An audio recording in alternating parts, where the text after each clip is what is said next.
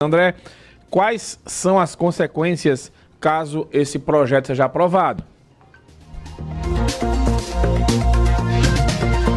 Mário, a gente ainda vai avaliar, né, porque esse projeto está na Câmara dos Deputados, vai passar provavelmente, né, por discussões ainda precisa ir para o Senado Federal, pode ter algumas alterações, mas a gente vai entender o esboço, o escopo desse projeto, conversando com o advogado especialista e professor de Direito Penal da Uninasal. Eu estou aqui com o doutor João Américo de Freitas, que vai esclarecer sobre esse projeto de lei. Doutor João Américo, muito bom dia, muito obrigado por conversar com a gente aqui no Manhã Cidade, aqui na Rádio Cidade. Bom dia, André, bom dia, Mário, bom dia a todos os ouvintes da Rádio Cidade. Sempre um prazer renovado falar com vocês. Nossa legislação brasileira prevê uma série de benefícios aos chamados réus primários. Notadamente, nós temos, desde o grande benefício é um sistema de cumprimento de pena diferenciado. A aplicação do SUSI, cumprimento de outros benefícios que se tem, até de progressão de regime. Então, você tem toda uma estrutura que beneficia a figura do réu primário.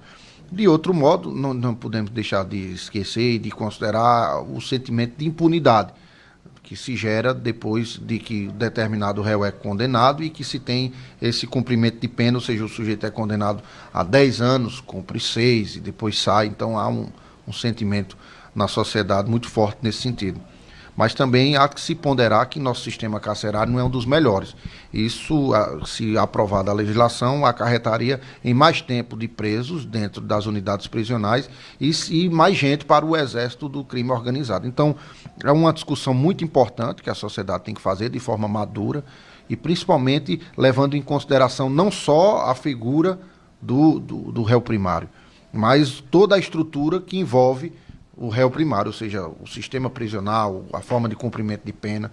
Penso que deve haver uma melhoria significativa nesses outros elementos para que, eventualmente, exista mais rigor e se exija mais rigor no cumprimento das penas.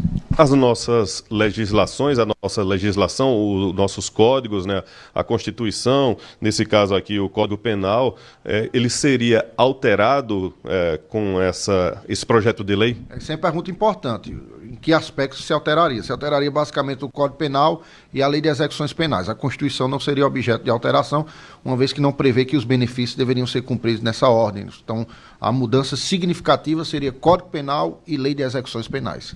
O que diz agora, atualmente, o Código Penal e a Lei de Execuções Penais e o que está sendo discutido nesse novo projeto? Pra você ter uma ideia, para o cumprimento de pena em regime, o réu é primário, então ele tem um cumprimento de pena de 1/6. Então, ou seja, há uma diminuição do tempo que ele vai passar na cadeia. E essa legislação, ela praticamente acaba com essa condição. Ou seja, que o cumprimento da pena não leva em consideração, sim, a pena em si, não a condição especial de ser réu primário. Outros benefícios, como suspensão condicional do processo, dependendo da pena, o sujeito nem preso vai, ele paga uma cesta básica ou prestação de serviço à comunidade, também acabaria esses benefícios. Então, no fim das contas, é isso. O que a legislação gravita é acabar com eventuais benefícios para as figuras dos réus primários. Eu penso que esse debate ainda vai se aprofundar, não há tanto um clamor, mas a gente não deixa de tentar lançar luz e discutir esse tema que, como reputa, é importante. Tem também aqueles privilégios, né, aqueles benefícios de bom comportamento e também de ler livro, estudar, né? No cumprimento da pena, um dos requisitos para a progressão, ou seja, vamos trabalhar na ideia, você colocou tão bem, André, que você entra no regime fechado, vai para o semiaberto e depois o aberto. Então, não deixa de ser o cumprimento da pena. A ideia de que o sujeito pegou 10 anos, aí vai cumprir só um período no fechado. Vai cumprir 4, 3 anos no fechado, depois um período no semiaberto, 2 ou 3 e por fim o cumprimento da pena no aberto.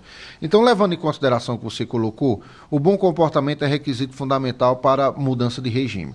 E os outros benefícios que você coloca, leitura de livro e trabalho, são chamados remissão, ou seja, você abate o período em que você tem de literatura, que você lê livro, e o período que você estudou, e o período de trabalho, basicamente na proporção de 3 para 1, E aí você consegue ter uma diminuição, porque, de todo modo, há uma busca no caminho da ressocialização. Que esse é o grande desafio do nosso sistema prisional, é ressocializar, é tornar o indivíduo que cometeu um crime, fazer com que ele pague a pena e volte melhor do que entrou no sistema prisional. Ainda existe aquele benefício para quem tem universidade, curso superior, doutor? Esse benefício foi extinto, né? Esse benefício ele não dizia respeito ao cumprimento de pena. O Supremo Tribunal Federal exarou uma decisão nesse sentido, acabando com essa interpretação. Existem algumas categorias que vão cumprir a chamada prisão provisória em situações especiais. Policiais vão ser afastados. Então você tem determinadas categorias que ainda assim, mas a ideia daquela regra geral, que todo mundo que tinha um diploma ia cumprir, ia ter direito à chamada sala de Estado Maior, ia ter direito a uma cela especial, esse benefício ele foi eliminado porque criava, de acordo com a decisão do Supremo, a ideia de uma desigualdade social, ou seja, aquele que teve acesso à educação superior teria melhores condições no sistema prisional do que aquele que não teve. Doutor João Américo de Freitas, vamos aguardar nessa repercussão desse projeto de lei na Câmara para ver como é que passa, se vai para o Senado e como o Senado vai aprovar, né? Exato, a gente vai aguardar a repercussão, vai se tramitar ainda, ao que me parece não vai ter tramitação especial, vai para as comissões, então eu penso que é um objeto de muito debate, mas não deixa de ser interessante e importante para que a gente traga informações e principalmente uma reflexão de como é que a gente quer tratar o nosso sistema prisional, o nosso sistema carcerário, fazendo com que se diminua o índice de reincidência e que se melhore as pessoas que vão presas. Mais uma vez, muito obrigado pela entrevista, pelos esclarecimentos aqui na Rádio Cidade, Manhã Cidade. Eu agradeço, um abraço ao meu querido amigo Mário Flávio, a você, André, a todos da Rádio Cidade, muito obrigado por tudo. Fique com Deus. É isso, Mário. A gente vai continuar acompanhando esse projeto de lei que está na Câmara dos Deputados e que deve ir para o Senado Federal. Mário. Valeu, André. Um abraço aí para o baluarte do direito, doutor João Américo, uma grande figura.